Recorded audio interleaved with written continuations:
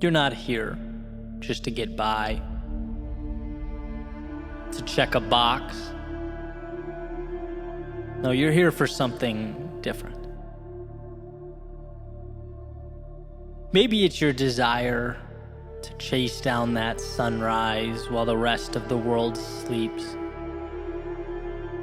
to embrace the difficult, the inconvenient, in exchange for that little bit of glory you'll soon feel as you pour your morning coffee and start your day. Or maybe it's your fascination with the fact that every time you ask yourself if there's more, if you have anything left, the answer always seems to be yes. And maybe that's it. That what you're capable of in a world of finitude and constraint and limitation seems to be the only thing with absolutely no bounds. The human soul undergoes a sort of transformation, if you will, every time we look around at what currently is and decide it will soon be the gateway to something more. And that's life's best kept secret, the word decide. The idea that we choose whether to accept things as they are or to change them. That we have within us the ability to push further than we've ever pushed. To find what was once only existent in our imaginations. And this will always be true. You get what you seek, what you're willing to endure. And while some see this trade-off as too much, as a cost far too expensive, others see it as the chance of a lifetime. The opportunity to give some of you so that you can grow and improve all of you. See, each footstep is far more than a point on the earth. It's a declaration, a commitment to give more than most would give so that you can feel what only a few will feel. So remember that when things seem trivial, when it's easier to call it a day or turn it around, that the simple act of continuing forward puts you in the minority. It's positioning you to experience life as it should be lived. You're here to both cherish the now and cash it in. Let the value of your courage compound.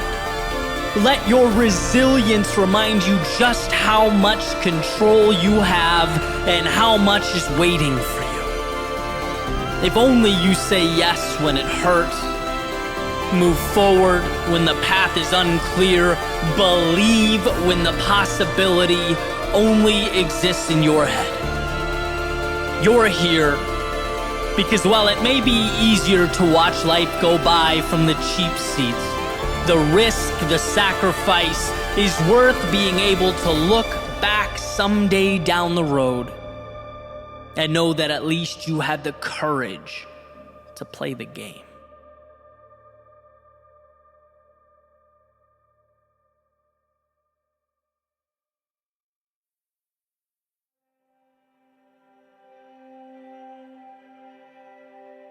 I'm going to make everything around me beautiful. That will be my life. Elsie DeWolf. Changing for the better is not about the creation of miracles. It's about choosing to see the ones that already exist. Life is hard, but coincidentally, hard things tend to be the gatekeepers to the important ones.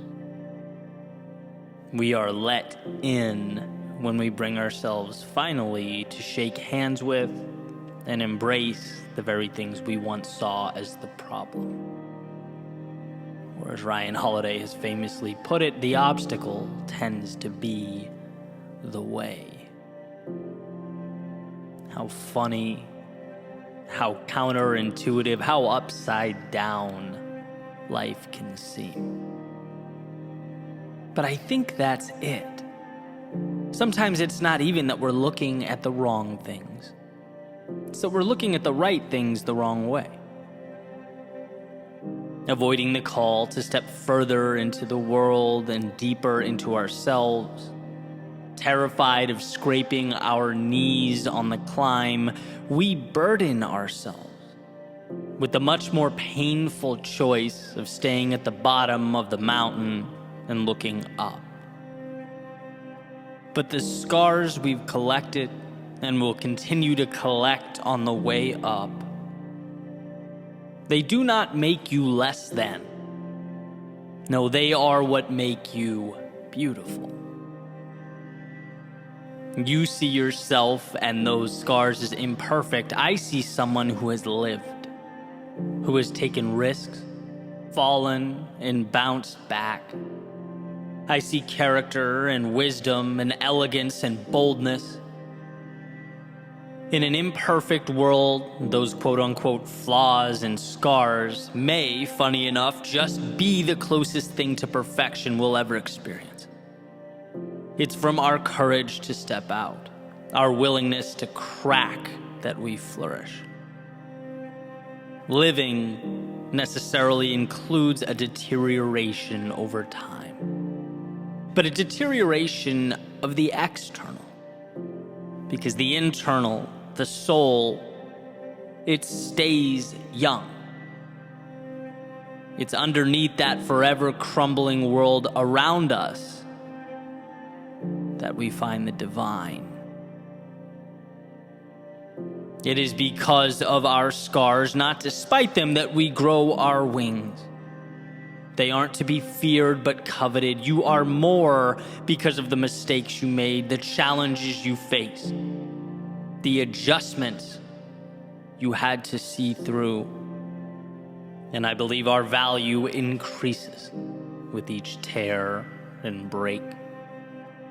Resembling the Japanese art of kintsugi, where a pot that breaks and is put back together with golden lacquer holds more value than the original unblemished piece. See, Wolf says, I'm going to make everything around me beautiful. And I think this simply calls for an optical adjustment. A shift in relations between things and how you perceive those things. Me, I don't want the whitest, cleanest, newest shoes. As far as I'm concerned, there's very little beauty to preserve there. I want shoes with worn soles from the miles and miles they carried me. Holes from the distance I had to walk to find the people who add joy to my life. Cracks from running in the rain while the rest of the world stayed inside. I want my imperfections to show that I lived while I was here. So from now on, let's stop conflating perfect and beautiful. Perfect is no skin in the game. Perfect is standing forever in the doorway looking out. Perfect is dreaming and wishing and hoping, but never leaving. Because leaving is where our vision brushes up against a reality we may see as too big.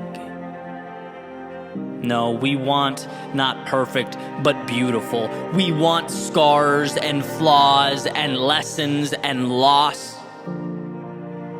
Because from those things, as difficult as they may be, we're born again. Imperfection is life, and life is beautiful. So here's to more scuffed shoes and scraped knees, to walking an imperfect yet beautiful road ahead.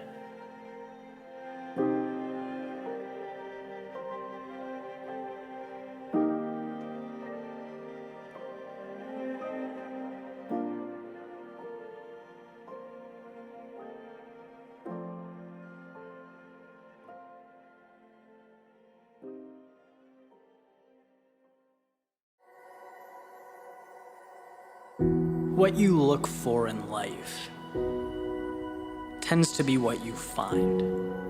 What you believe is usually what you see, which means your existence hinges on where you build your walls. And part of the reason stories, music, movies, they move us is because we're allowed, even if it's for a short period of time, to change our parameters on these things, to let the mind navigate through a world without any limitation. When you think about it, we never fast forward through a movie so that we can quickly check off the box and complete it. Right? We never rush through to move on to the sequel. No, we want to experience it. We want to be overwhelmed by emotion, captivated by excitement, lost in the mystery, and then when it's over, we retract, we return to reality. The walls come back up and the rules are reinstated. And from a 10,000-foot view, you can't help but look at that and wonder if there's more there. Why do we have to retreat to this microcosm of our ideal world where we're not rushed, we can enjoy the moment? Why does it take a dark room and objects depicted on a small screen for us to feel like it's acceptable to step outside of this everyday script? And the question isn't who's enforcing these rules, right? The answer is always us, it's internal, but the question is why? Is it incomprehensible that the same excitement be inserted into your world? Is it out of the realm of possibility that the rush of adrenaline, the peak experiences, the laughter, love, twists, and turns be inserted into reality? It's like we choose to be chased through life by ticking clocks and measured by socially constructed checkpoints. But we can move beyond that, much beyond. In those checkpoints, they're just as imaginary as the talking raccoon you set aside 3 hours to watch last night. So, by the way, you could escape from a manufactured reality. Right, there's a powerful authoritative line that separates our day-to-day from the imagination, and every second is about pushing that back. Never fast-forwarding through life, but making it unlike anything else. Never applying the word mandatory to things that don't warrant the term. We need to think bigger. Working like a madman to build someone else's dream is not mandatory. Enjoying 2/7 of your life is not mandatory. Being confined to one road when there are infinite paths to travel is not mandatory. They're components of a bad movie. And my point is not to be ungrateful. It's not to be resentful. It's to remind you that things are the way they are because you've allowed them to be that way. Nothing in life is destined, predetermined, or meant to be. Everything is decided. Life is chosen. Paths are taken. And sometimes a simple reminder that you have the flexibility to redefine the rules can make all the difference. You are entitled to happiness. Every day is a continuation of the extraordinary, not a break from it, and you have to see that. You have to believe that. You're not alive so that you can every so often escape. You're here to feel the imaginary, to challenge the make-believe. Our view of the world without a concentrated effort, it seems to contract. And this is your reminder to disallow that, to stop living for the 5 or the 10% and flip that ratio on its head. Now is the time to rewrite your script, recraft your storyline. And if what you look for is what you get, then it's time to see what you've never seen before.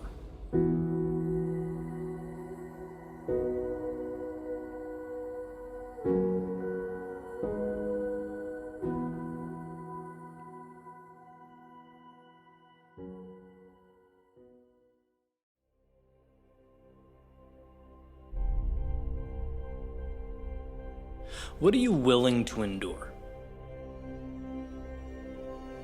Because to become something more is not to react to the world, but to create a new one, yours.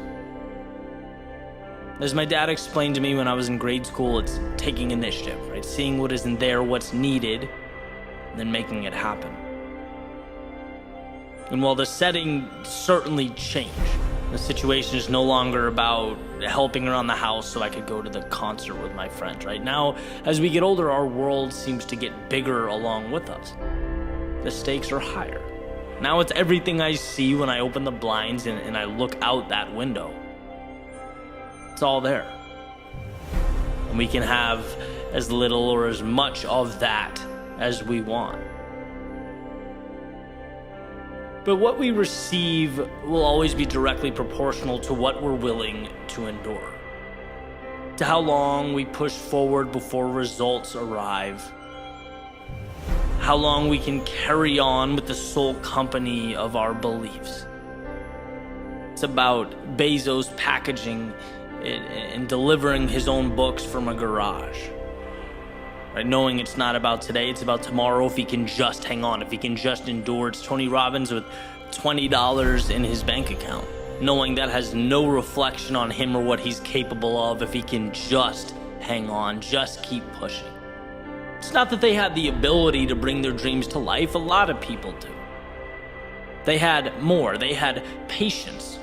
They had the discipline, right, to remain calm and collected. That's nerve-wracking. That can be unsettling. They had the ability to be focused, to remove all the noise around them, the doubt that stops people before that desired payout is achieved. And one of my favorite ways to look at this concept of growth is a little anecdote about lily pads in a pond. And basically it's posed as a question, right? So the lily pads in this pond double in size every day. And by day 30, the pond is completely covered in lily pads. So then what day is it half covered?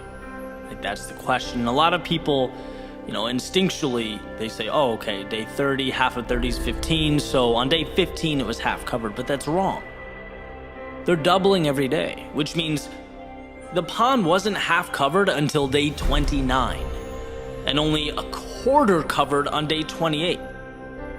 And the reason that's important is because that means on day 1 through 27, those lily pads were growing, they were working, they were moving, yet they occupied less than a quarter of that pond.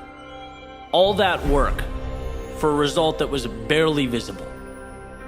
And then at the very end, right, the payout becomes exponential, and that's what success is.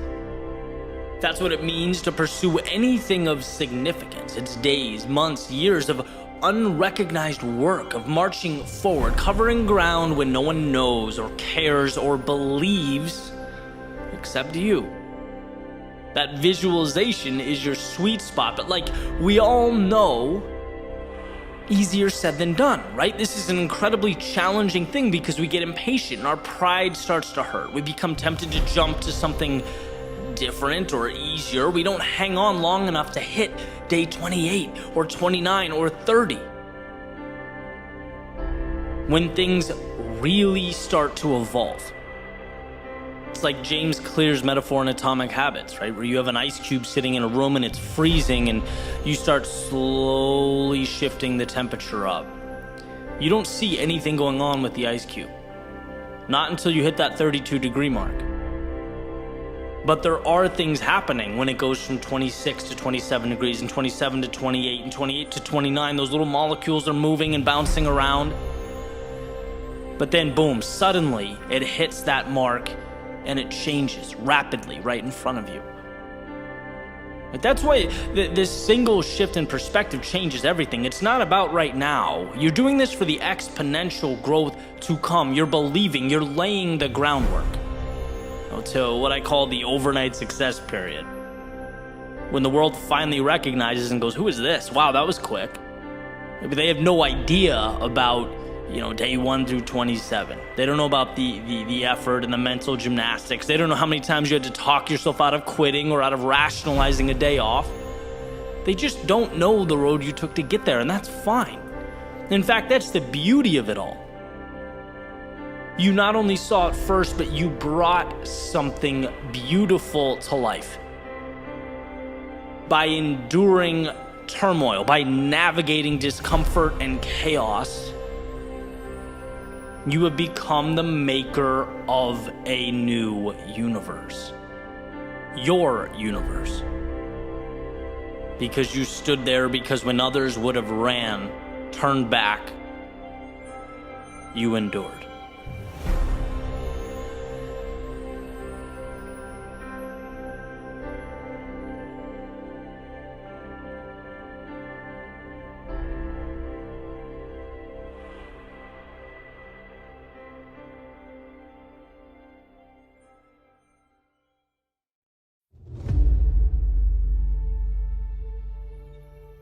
What can you be the best in the world at? Life is a complex place. Complexity sometimes means confusion. It means we forget the big picture. What's our purpose? What are we chasing? What are we bringing to the world? What can you be the best in the world at?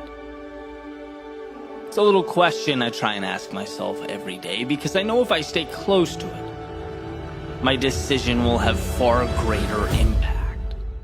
There will be more meaning in life. See, it pushes away the things that are appealing in the short term, but really don't take us anywhere in the long term. Because one of the coolest aspects of human nature is our ability to illuminate what matters and, mitigate what doesn't. Helps us focus on what's important. We need to go to the grocery store. We step out the front door paying attention to nothing but the task at hand, not the objects to our left or right.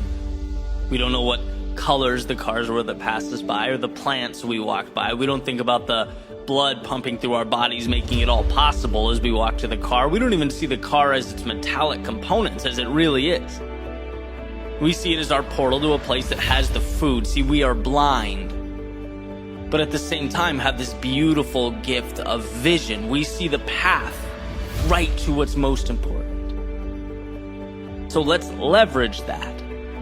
And what I think we need to remember is to identify in our own lives what that means with regard to our purpose in the context of what we are becoming. See, every day I hear people talk about followers on social media, right? How do I get attention? How do I get noticed? How do I market myself or my brand to the world? How do I stand out? And every time I hear that, I always have this little internal reaction, like a voice saying, that's just so wrong. It's so backwards. You stand out by adding value to the world, by being good at what you do.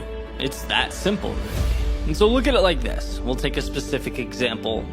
To worry about the marketing and the attention and the followers first is like worrying about the transportation of something you don't have yet or that's incomplete. It's like spending all your time worrying about the logistics of a cargo van and having no idea what that van is going to transport. Isn't the product the most important thing? And that's the question I ask myself when I'm caught up in something flashy or maybe out of line with my big picture. To make sure I'm on track in this crazy world, if social media disappeared tomorrow, are you good enough at what you do that you could take that product or service or skill set to another platform and start again? And if you're not, fine. But are you working towards it?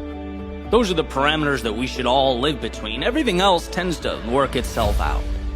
Steve Martin's quoted as saying, "Be so good they can't ignore you." And that's what I find so exciting. The opportunity, the chance to build something sustainable.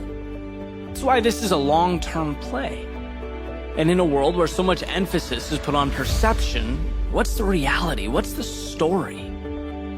Right? The pictures are great on the surface, but what's the value that resides below that, underneath? What are you working tirelessly day and night to be exceptional at? What are you reading to build yourself up as a force to be reckoned with? As a powerful, valuable individual? See, my world, a lot of what I do is immersed in social media, which is why it's so important that I remember the perspective that I step out. Social media is not the product. I'm thinking much bigger than that, and I hope you are too, whether it's academics or sports or art. What is your thing? What's going to be your arena? Where are you unstoppable? Where you add so much value that the world has to stop. Where sure, you can capture it on social media, but you can talk about it face to face with clients and family and friends and strangers on the sidewalk. You can write about it, teach about it. Where it's so much a part of you that the phrase competent doesn't even do it justice. That's where greatness lives. Not in screaming for attention or creating a facade. Those things don't stand the test of time. I'm talking about being truly remarkable. And we all have that ability. We're all capable of mastery in some area, moving towards something that matters. We just have to make the choice to own it, to see the world and all its opportunity for what it is, to begin. And what better a time than now?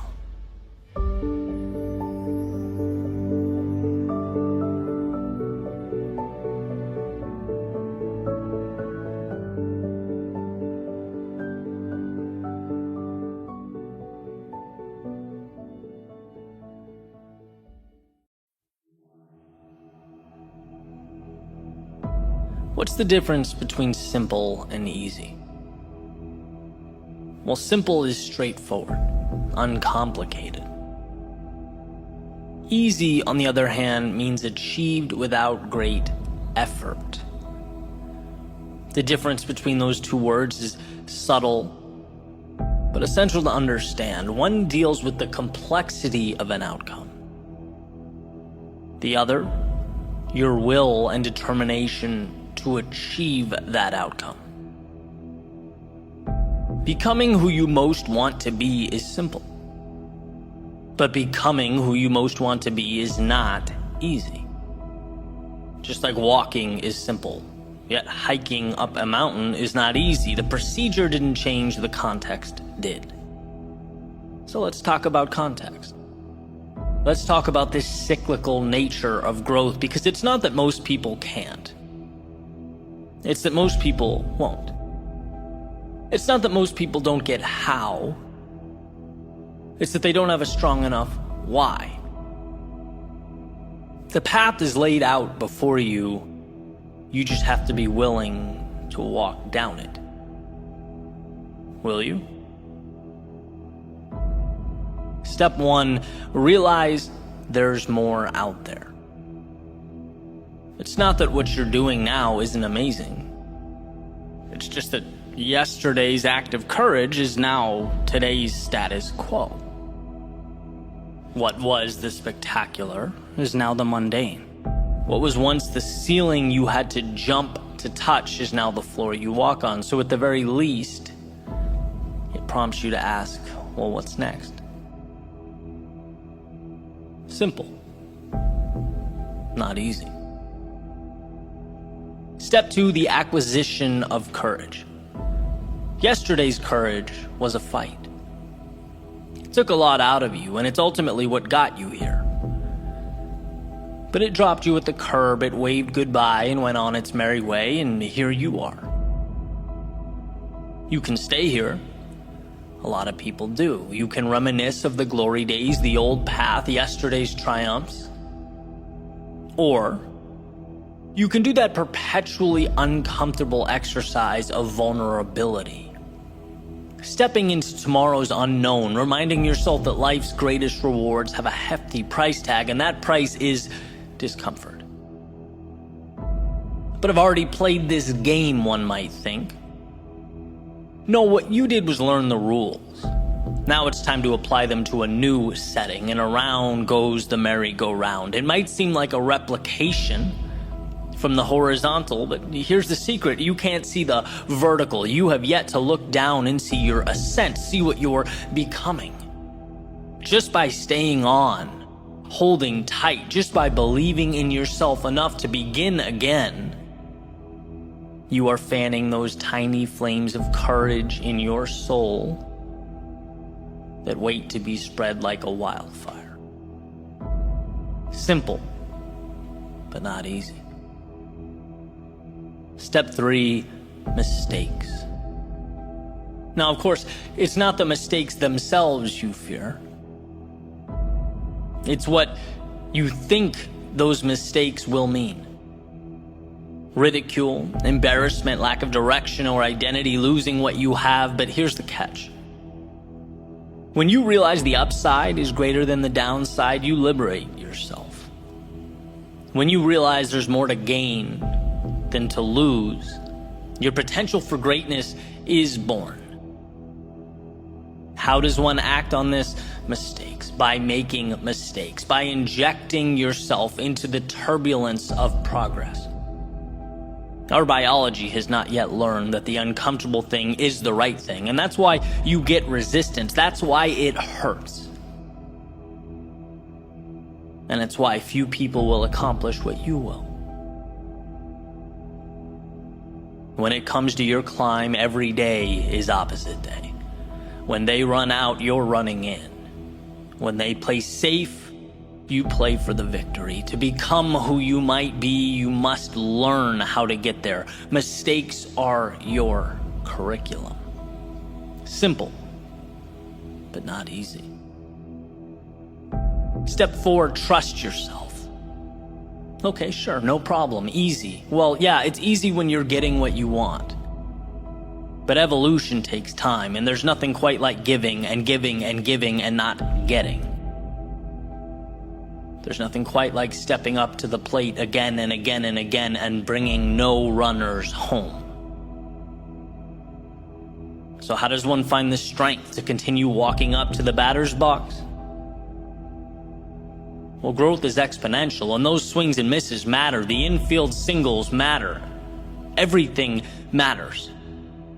Because it's all chiseling your future self out of stone. Nothing is dependent on the next at-bat as much as all at-bats in the aggregate. That's why success is so often considered to be sheer will, dependent not on the home run, but on the discipline, the self-belief to keep walking up to the plate. Repetition and adjustment. Repetition and adjustment. Repeat and refine, repeat, refine. Those are the materials from which all things are made. Simple, but not easy. And then we have the finale, the ending, step 5. Celebrate and adjust. At some point, you'll be able to look over your shoulder and notice something that perhaps you hadn't before. Space. Space between where you are and where you started. It's not sudden, but gradual. And undoubtedly, with enough persistence, it will emerge. These moments, they are precious. They are times to acknowledge what you've accomplished, the sacrifices you have made. They are life's way of reminding you what you are building and who you are becoming. It's a time of celebration. Every little win means something. Every small victory matters, so relish in it. And then transform it. Normalize it. Recognize that that mountaintop is your foundation now. Your starting point has changed, and so have you, which means so have your expectations. With an increase in ability comes an upgrade to what's possible, what's expected. And look at that. We have arrived at a new step 1. Realize there is more. This is the process for capturing that which life has to offer. If you can fall in love with that, appreciate it, respect it, while simultaneously understanding it's not scary, it's dependent entirely on your ability to push forward. If you can understand that, there is nothing you can't do. Nowhere you can't go. Simple, yes. Easy, no. But you're not in this for easy. You're in it for the journey, the growth, the adventure. You're in it because it's not easy. You'll see in time, as will the world, that this decision to endure was simply the best one you ever made.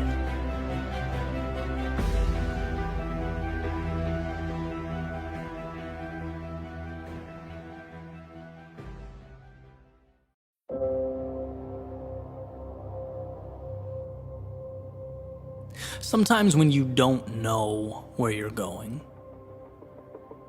the best thing to do is go there. A wise man once stated that an object at rest stays at rest. And while his rationale is a little different than mine, I'm going to borrow from his premise. Right? Because when you move, even if you don't know where you're going, you put yourself on a collision course with something.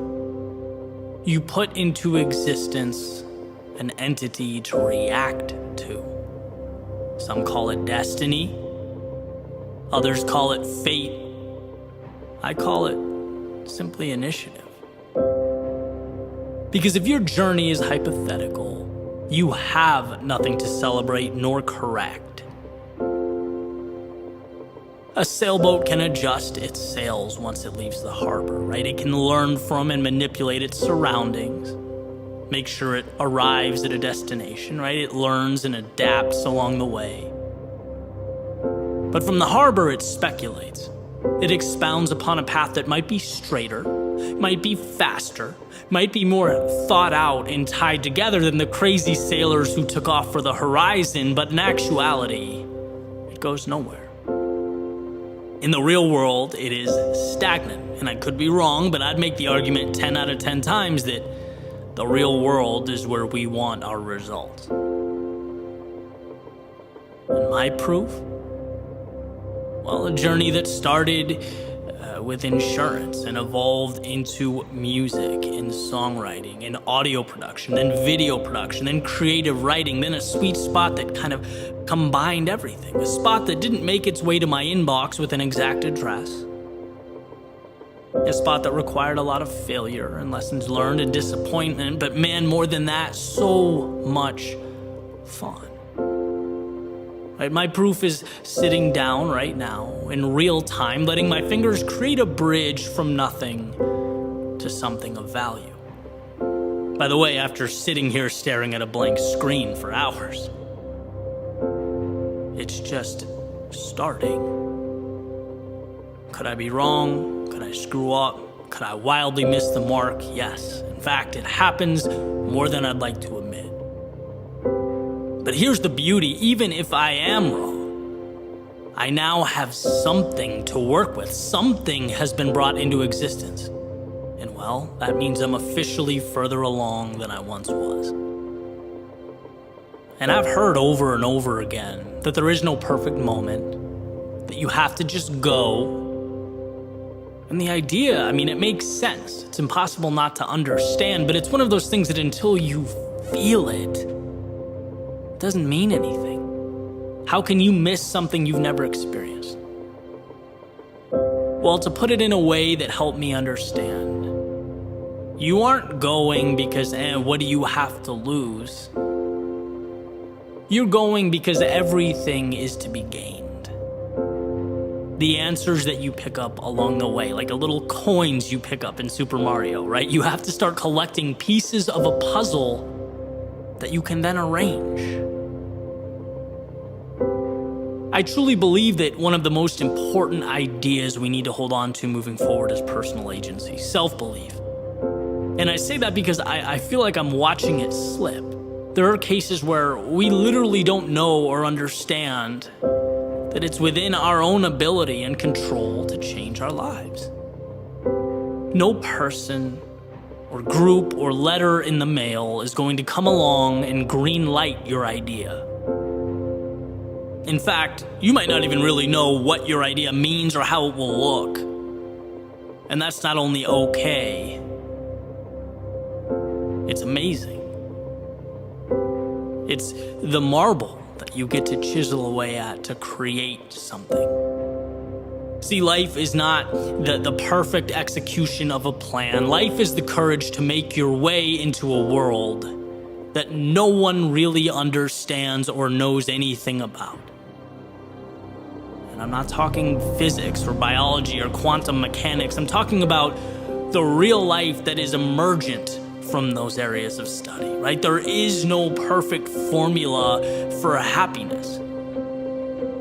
But it will always be true that immobility or standing still is antithetical to progress. And there is plenty of data that supports the idea progress equals happiness. We want to move towards something. So that's what this is about, right? Here's to not being scared of what we don't know. Because somewhere in the realm of what we don't know exists what we need most. So yeah, stop waiting for the perfect moment. And yes, begin. But not because it's an ultimatum.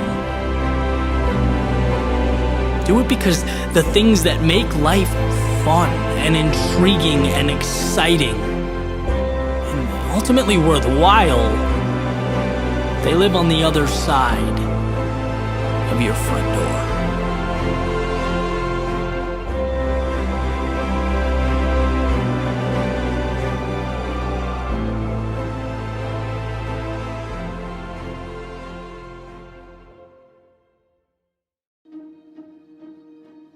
In John Maxwell's book, The 21 Irrefutable Laws of Leadership, he talks about momentum and how the saying, "If you can't take the heat, then get out of the kitchen," doesn't quite get it right.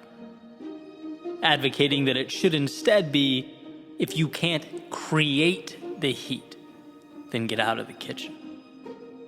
And being that we are all leaders in our own lives, I think he hits on something that none of us should overlook. The power of momentum, of not waiting but creating. Reminding ourselves that we are not spectators, sitting in the stands and simply reacting to or complaining about the events taking place below. No, we have the ability to change the things we do not like and create the ones that don't yet exist when we know they should. Too much of the time we react to that metaphorical heat in the kitchen, as John alludes to, forgetting that we can dial it up or down. We're not only characters that have been created, we are ourselves creators. And I talk a lot about mental shifts that have changed my life, and there are plenty. But perhaps the most important was the realization that I can do something about the things I don't like. And I know that sounds simple, probably even obvious.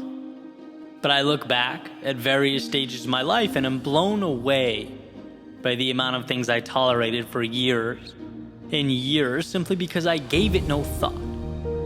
There were so many questions that I never asked, so many opportunities I never explored. Until I realized, hey, you can stop accepting those things you don't want. It's amazing the power of a simple list that was created. 2 columns. Left side, all the things that bothered me, that I wasn't happy with, or that I knew should be there that had been lacking. And then on the right column, what I'm going to do about it. Every single item. Each one. What's the step I'm going to take? And I just poured my heart onto that paper, and it's like you look down and feel like you have finally moved into the driver's seat.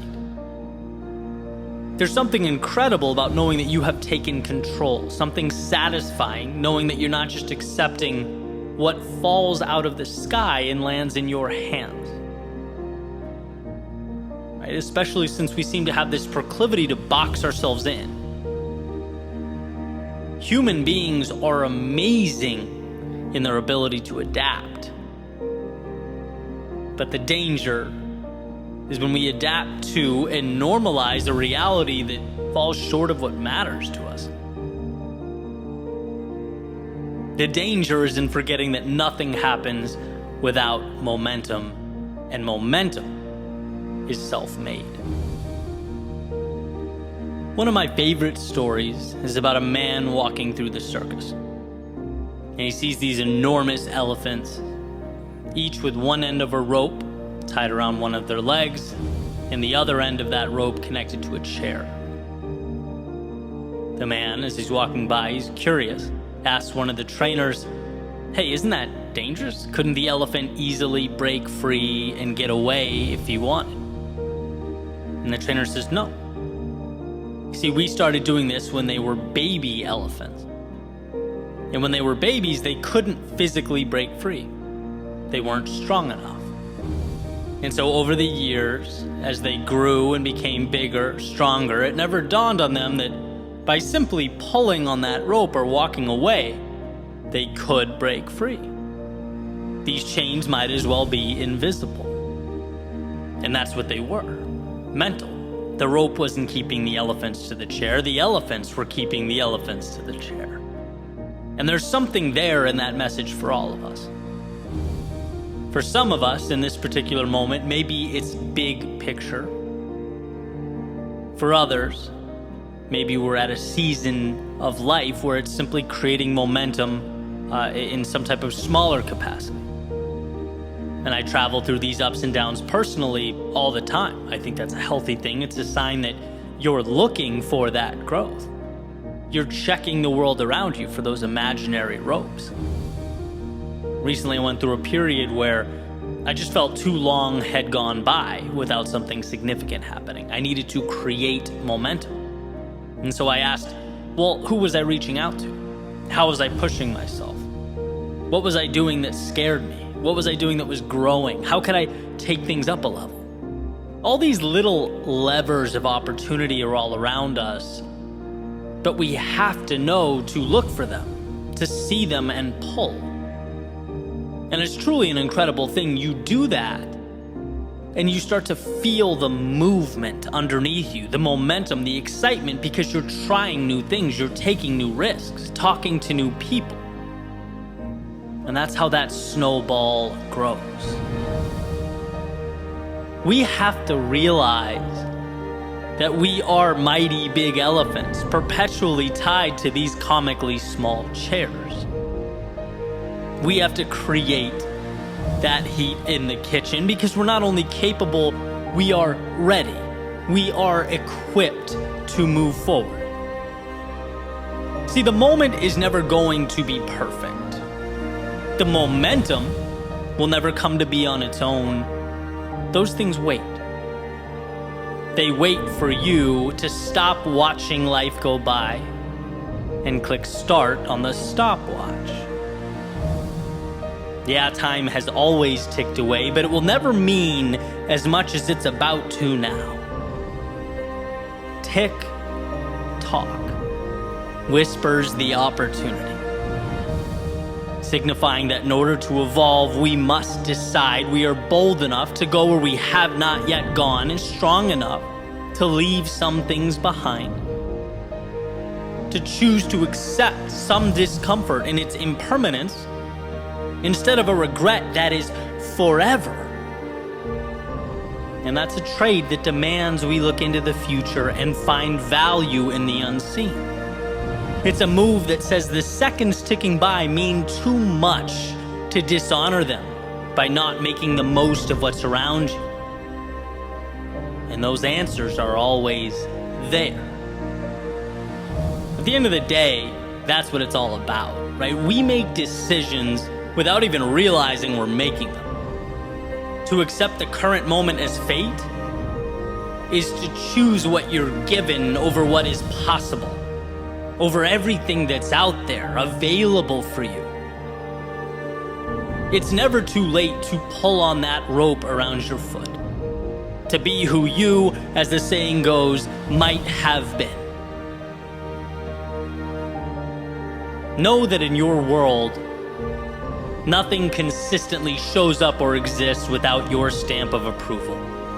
That will always be true. Nothing carries on without you allowing it to do so. And that understanding will be the difference between the ground level and the exponential heights you are capable of reaching. The creation, the email, the phone call, the ride, the book, the period of time, the step out the door, any and all of life's seemingly unremarkable characteristics. Within them is your ticket to greatness.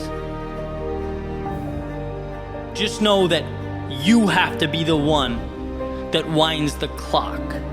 You are the sun around which everything else revolves, the architect that makes something of value from them. There will always be momentum where you decide there should be momentum. So pick your head up, open the door, and step out into the world of potential that awaits.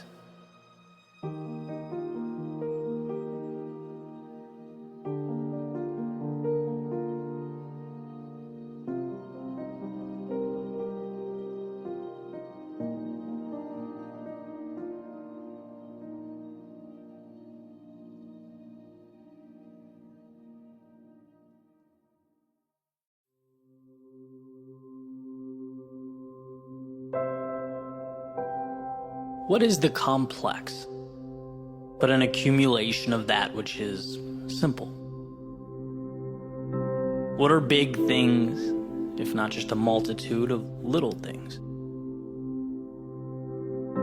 There's comfort in the understanding that all we have in life, all there is simplicity, easy to understand pieces. It's just that sometimes we stack them so high that they start to take a new shape. But like Greg McKeown references in his book Essentialism, the power isn't always in acquiring answers. You already have them. They're in front of you. The power is in cutting away the things that don't need to be there, removing all that stands between you and your ideal existence. And I think that's one of life's great misunderstandings. We don't need to find more. We need to remove that excess until we're face to face with what matters. And to adopt this principle, it's nothing short of liberating. Chaos, confusion, disorder, they don't imply that you lack the right things. They suggest you haven't stripped life of the wrong things. You have not simplified. 1,000 miles is intimidating when you look at it holistically. It's a long journey. But it's just a collection of steps, and well, shouldn't we find solace in the fact that anyone can take one step? It's not a game of complexity. It's a game of understanding what's in front of you. And what's in front of you is always manageable.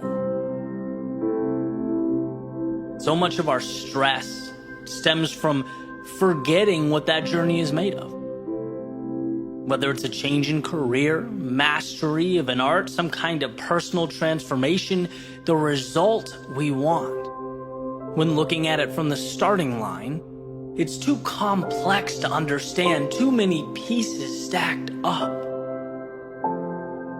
So let's break it down. Let's find the foundation. What's really there? What are the 1, 2, 3 things we need to do? What is that golden question? What matters? If you lose sight of that, then you will stumble through life. I've learned this. I've lived it. The time I take to myself every day is invaluable to me because I ask myself those 2 questions. What matters? And what are the simple steps I need to take? Right? What can I remove? I was talking about this during an interview this week. My personal growth. And one of the most important aspects has been the understanding and the zeroing in on what's important. I used to take so much pride in composing the background music to these speeches, end to end. Right? I used to love to be able to say I did it all. That was, so I thought, the great differentiator. But ultimately, I learned to take a step back and ask what matters here. What do you care about? It's the storytelling that I love. It's the impact. And let's be real, no one cares who wrote the background music. It's holistically, how does the piece make you feel? Right? And this understanding allowed me to cut away, license the music, save 2 days a week, acquire clarity, and realize my goal is not to be Mozart, My journey is to be one of the great communicators, storytellers of our time, and if a day goes by where I'm not taking a little step towards that, it's the wrong move. Small example in the grand scheme of things, but right on point. It's the power in understanding what matters that makes a difference, that allows you to grow, evolve.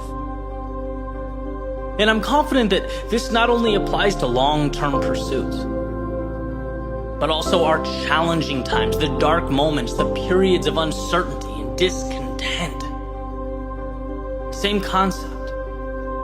Where do you want to be, and how do you get there?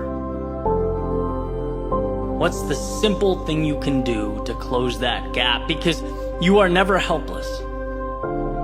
You can always do something. And my friends, those little somethings ultimately evolve into everything.